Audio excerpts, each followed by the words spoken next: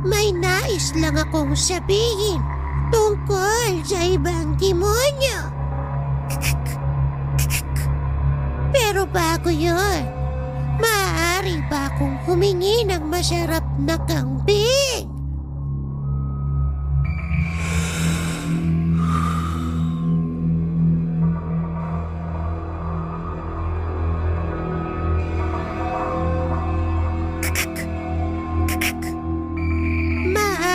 Sarangay, ayaw mo bang marinig ang sinabi ng isa pang demonyo?